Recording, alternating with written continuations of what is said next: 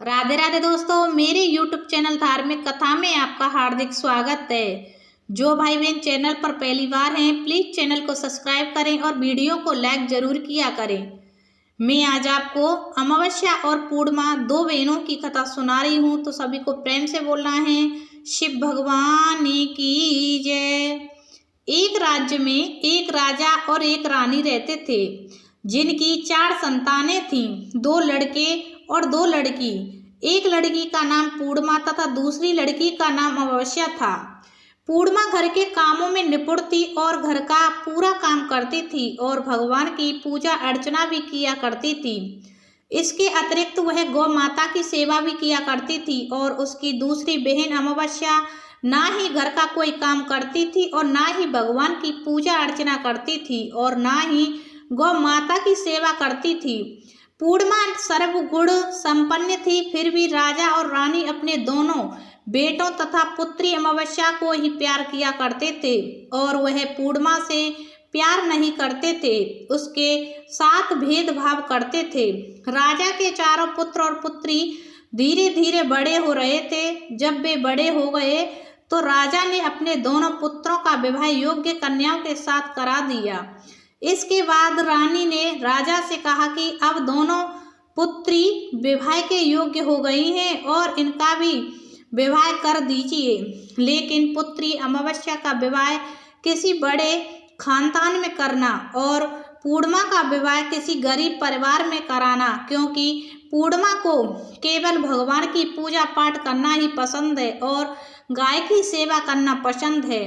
अब रानी ने राजा को दोनों पुत्रियों का रिश्ता तय करने के लिए भेज दिया। राजा ने अपने पड़ोसी राज्य में जाकर वहां के राजा के पुत्र से अमावस्या का रिश्ता तय कर दिया और वही पास के गांव में जाकर एक गरीब परिवार के लड़के से पुत्री पूर्णिमा का रिश्ता भी तय कर दिया।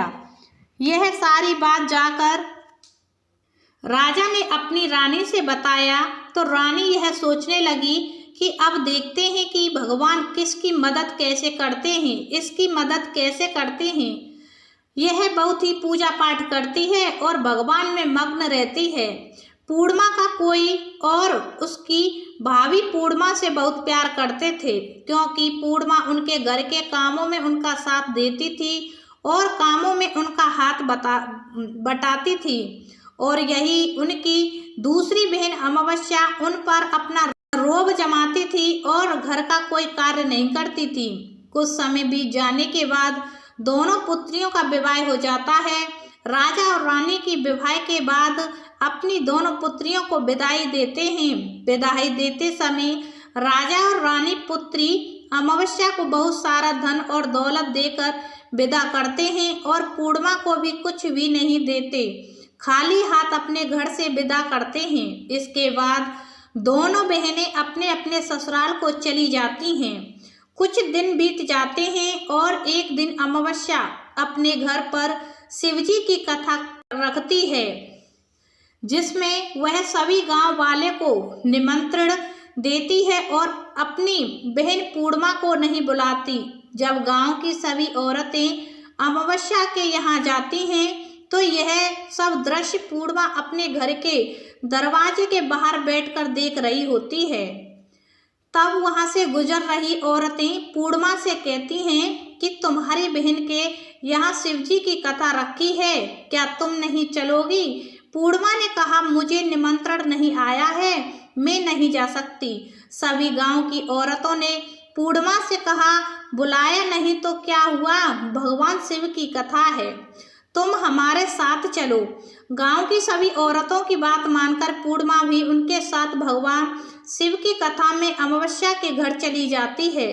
जब अमावस्या की नज़र पूर्णिमा पर पड़ती है तो वहां कहती है कि तुम यहाँ कैसे चली आई, मैंने तो तुम्हें बुलाया नहीं था। खैर कोई बात नहीं है, अब तुम आ ही गई हो तो चुपचाप बैठी रहना। और यह कहते हुए अमावस्या में पूर्णिमा की गरीबी का भी मजाक उड़ाया। पूर्णिमा की आंखों में आंसू आ गए और रोते रोते मन ही मन में पूर्णिमा भगवान शिव से विनती करती है, हे भगवान, क्या आप पूजा पाठ करना गलत है? गौ माता की सेवा करना गलत है? आखिर मेरी गलती क्या है? आप मुझ पर अपनी कृपा दृष्टि कब बनाएंगे? पूर्णिमा बार बार भगवान शिव से यही कहती रहती। इतने में शिव कथा पूरी हो जाती है और अमावस्या भगवान का प्रसाद बांटने लगती है। वह सभी लोगों को प्रसाद देती है, लेकिन पूर्णिमा को वहां प्रसाद नहीं देती। पूर्णिमा बिना प्रसाद के ही अपने घर लौट जाती है। रास्ते में वह यहाँ सोचते हुए चलती है कि यदि बच्चे उसके कथा का प्रसाद मांगेंगे तो वह उन्हें क्या जवाब देगी। उसने सोचा था कि वह अपने मायके, अपने भाई और भौजाई के यहाँ जाएगी और वहाँ जाते हुए वहाँ बच्चों के लिए कुछ लेकर जाएगी। ऐसा सोचते हुए वहाँ अपने घर वापस लौट आई। घर वापस लौटकर आने के बाद वह अपने पति और बच्चों से कहती है कि वह अपने मायके जा रही है। पति ने कहा ठीक है। कुछ समय के बाद पूर्णिमा अपने मायके के लिए रवाना हो गई। चलते चलते रास्ते में एक चबूतरा आया जिस पर तुलसी का पौधा लगा था। उस चबूतरे पर एक बूढ़ी अम्मा बैठी हुई थी और कोई नहीं, साक्षात तुलसी माँ थी। उस बुढ़िया माता ने पूर्णिमा से कहा, बिटिया तुम कौन हो और कहाँ जा रही हो? पूर्णिमा अपने परिचय देने के बाद बूढ़ी औरत ने पूर्णिमा से कहा कि यहाँ तुलसी का पौधा सूख रहा है, इसमें थोड़ा सा पानी डाल दो और इस चबूतरे की सफाई कर दो जिससे मुझे थोड़ी ठंडक मिलेगी। पूर्णिमा ने कहा कि ठीक है माँ, मैं तुलसी में पानी डाल देती हूँ और यहाँ की साफ सफाई भी कर देती हूँ। पूर्णिमा ने साफ सफाई करने के बाद बूढ़ी अम्मा को भी नहला दिया और बूढ़ी अम्मा की भी सेवा की, उनके पैर दबाए और बूढ़ी अम्मा से कहा कि माँ जी और बताइए मैं आपकी क्या सेवा करूं, और कोई काम हो तो बता दीजिए मैं कर दूंगी। बुढ़िया अम्मा ने कहा कुछ नहीं, अब तुम जाओ और वापस आते समय मुझसे मिलते हुए जाना। पूर्णिमा ने बूढ़ी अम्मा से कहा ठीक है माँ जी, मैं जाती हूँ। वापस आते वक्त आपसे मिलते हुए जाऊंगी। कुछ समय आगे चलने के बाद एक शिव मंदिर आया। वहां पर उसे एक बूढ़ा बाबा मिला जो मंदिर के बाहर बैठे हुए थे। वह कोई और नहीं, साक्षात भोलेनाथ थे। उन्होंने पूर्णिमा से कहा कि कहाँ जा रही हो बेटी, तुम कौन हो? तब पूर्णिमा ने अपना परिचय दिया और फिर उस बूढ़े बाबा ने पूर्णिमा से कहा इस चबूतरे की और इस मंदिर की सफाई कर दो। तब पूर्णिमा ने मंदिर की और चबूतरे की साफ सफाई कर दी और वहां पर पूजा पाठ अर्चना भी की। और साफ सफाई पूजा अर्चना करने के बाद उन्होंने बूढ़े बाबा को भी नहला दिया और उनसे कहा कि बाबा और कोई काम हो तो बताइए। तब बूढ़े बाबा ने कहा नहीं बेटी, अब तुम जाओ और वापस आते वक्त मुझसे मिलते हुए जाना। पूर्णिमा ने कहा ठीक है बाबा, मैं जाती हूँ, वापस आते हुए आपसे मिलते हुए जाऊंगी। आगे चलते चलते कुछ दूर चलने के बाद पूर्णिमा को एक काली जी का मंदिर दिखा। वहाँ भी एक बूढ़ी अम्मा चबूतरे पर बैठी हुई थी। उस बूढ़ी औरत ने भी पूर्णिमा से कहा कि बेटी तुम कौन हो, कहाँ जा रही हो? तब पूर्णिमा ने उस बूढ़ी औरत को भी अपना परिचय दिया। बूढ़ी औरत ने पूर्णिमा से कहा कि यहाँ पर सभी पूजा पाठ करने के लिए आते हैं, लेकिन मंदिर की साफ सफाई करने के लिए कोई नहीं आता है, इसलिए तुम मंदिर की और चबूतरे की साफ सफाई कर दो। पूर्णिमा ने कहा ठीक है माता जी।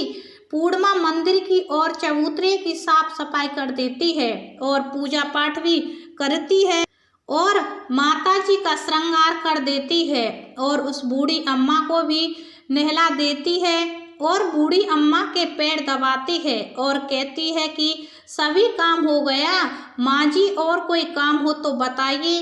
बूढ़ी अम्मा कहती है कि नहीं बेटी, अब तुम जाओ, लेकिन वापस आते वक्त मुझसे मिलते हुए जाना। पूर्णिमा कहती है ठीक है। और वह आगे चली जाती है। आगे चलते चलते एक नदी आती है। वहाँ पर एक बूढ़ी अम्मा बैठी रहती है और वहाँ कहती है कि बेटी तुम कौन हो, कहाँ से आई हो। उसे भी पूर्णिमा अपना परिचय देती है। बूढ़ी औरत पूर्णिमा से कहती है कि नदी पर स्नान करने तो यहाँ सब आते हैं, लेकिन यहाँ की साफ सफाई कोई नहीं करता है, इसलिए तुम इस किनारे पर साफ सफाई कर दो।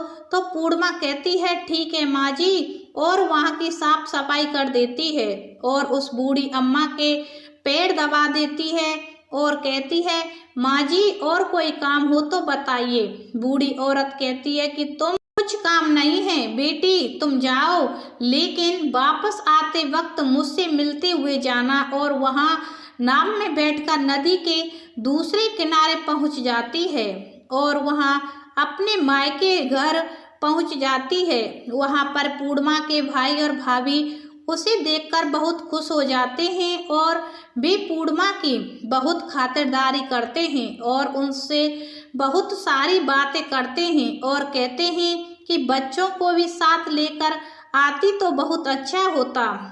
अब कुछ समय के बाद पूर्णिमा ने वापस अपने ससुराल जाने को कहा तो उसकी भाभी ने उसके लिए एक साड़ी दी और खेलने को बच्चों के लिए कपड़े और खाने के पीने की कुछ चीज़ें रख दी और कहा कि तुम बहुत दिनों के बाद आती हो।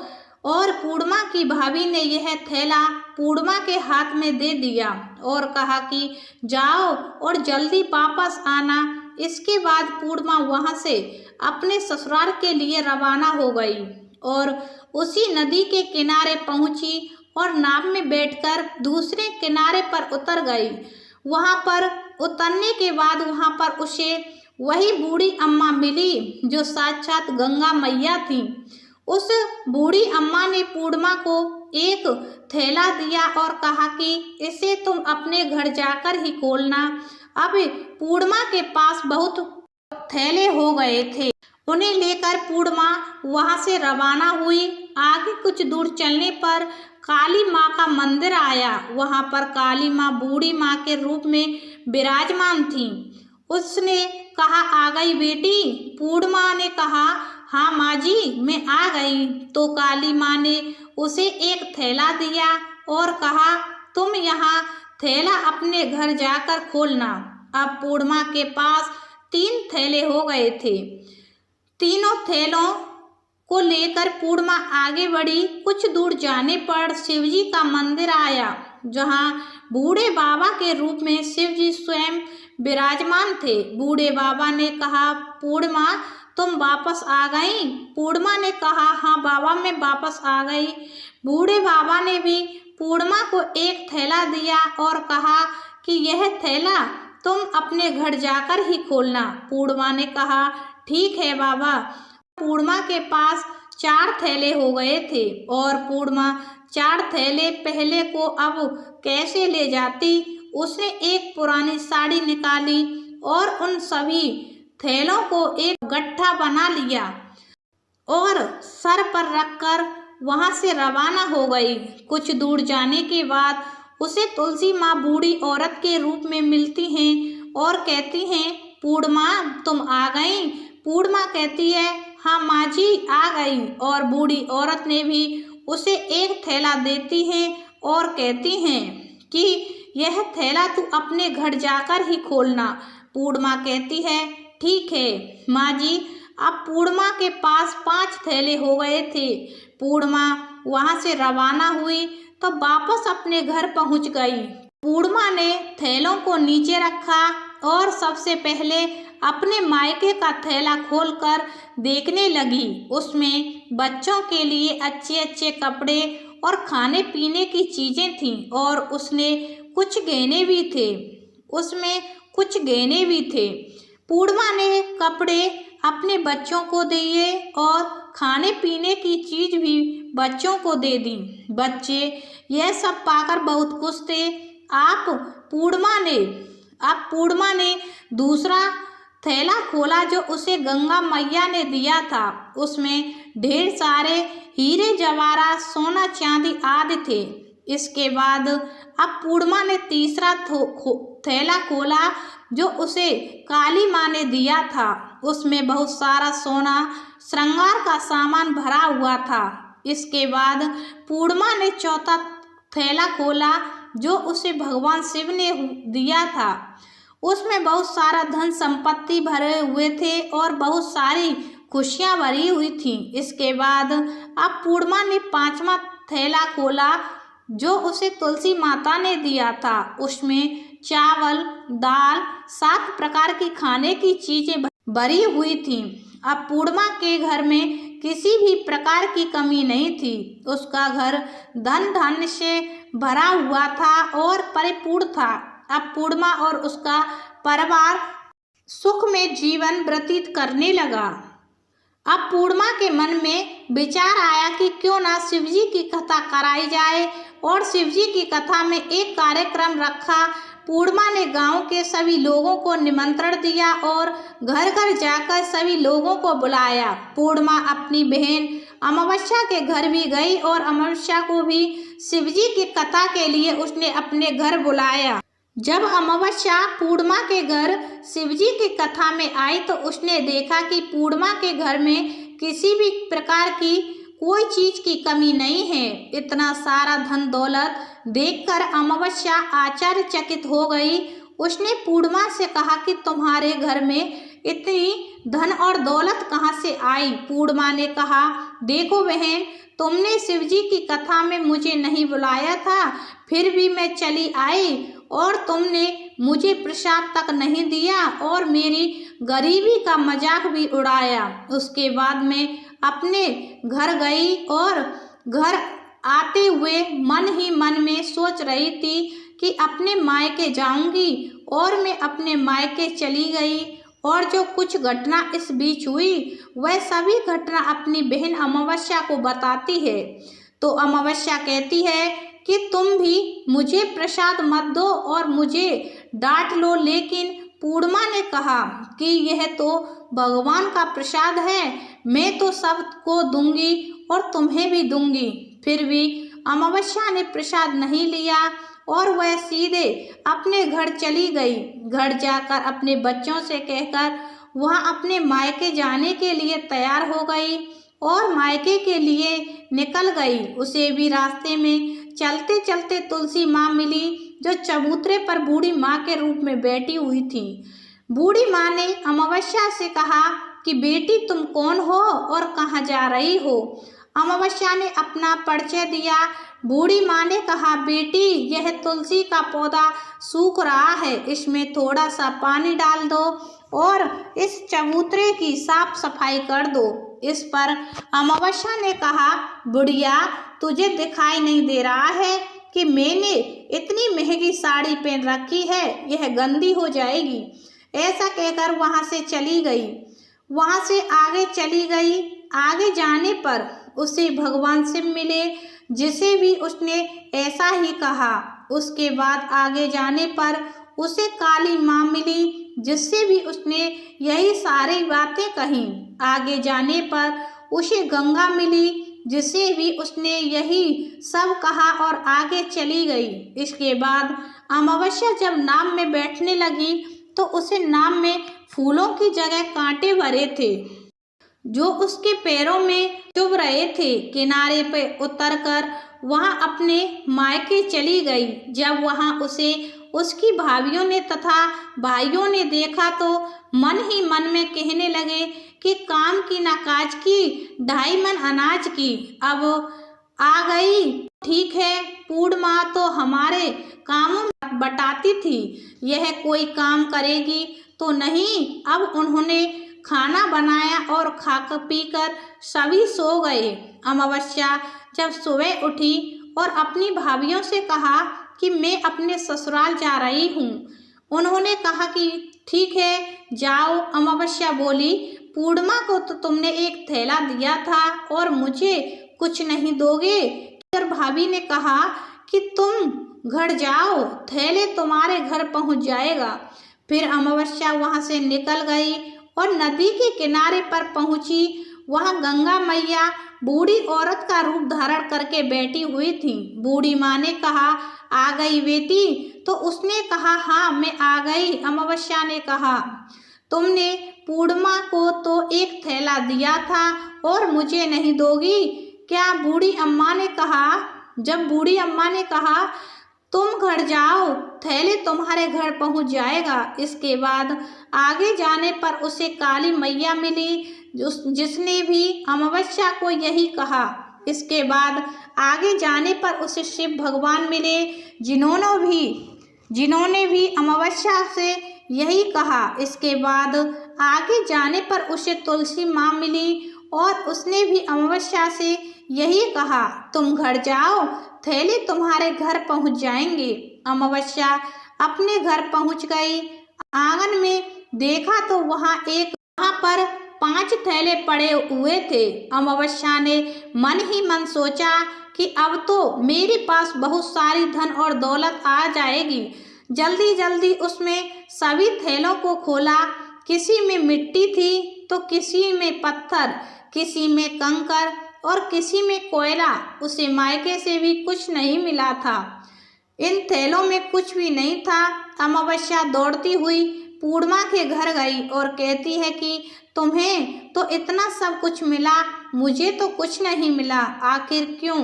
तो पूर्णिमा कहती है कि जब मैं अपने मायके जाती हूँ तो अपनी भाभियों के साथ उनके कामों में हाथ बटाती हूँ, उनके साथ मिलकर काम करती हूँ, लेकिन तुम ऐसा कुछ नहीं करती, उनकी इज्जत भी नहीं करती, इसलिए वह तुम्हें भला क्या देंगी। इसके बाद तुमने गंगा मैया को ठुकरा दिया और काली माँ को भी ठुकरा दिया और भगवान शिव को भी तुमने ठुकरा दिया, इसलिए भी तुम्हें कुछ नहीं दिया। अमावस्या कहती है कि बहन तुम मुझे माफ़ कर दो, मैंने तुम पर हमेशा अत्याचार किया है, मुझे कुछ नहीं मिला तो कोई बात नहीं, मैं भी भगवान की भक्ति करूँगी और सब कुछ प्राप्त कर लूँगी, मुझे इन सब चीज़ों का रहस्य बताओ। तो पूर्णिमा ने कहा कि तुम 3 सूत्र का ज्ञान ले लो और उसकी कथा करना। पहले सूत्र में दया मांगना और दूसरे सूत्र में कथा मांगना और तीसरे सूत्र में 108 ओम नमः शिवाय मंत्र का जाप करना। बहन भगवान ने यह सूत्र मुझे दिए, इनको अपने हृदय में बसा लेना। मैं भी यह 3 सूत्र अपने जीवन में अपनाए थे और सच्चे मन से भगवान की भक्ति और पूजा पाठ की थी। फिर भगवान ने मुझे यह सब कुछ दिया और तुम्हारे पास जो कुछ था वह भी सब खत्म हो गया। इसके बाद अमावस्या अपने घर गई और भगवान की पूजा पाठ करने लगी। भगवान शिव से उसने माफ़ी मांगी और गौ माता की सेवा की और दूसरों की मदद भी करने लगी। तो ये अमावस्या और पूर्णिमा 2 बहनों की कहानी हुई समाप्त। बोले शिव भगवान की जय।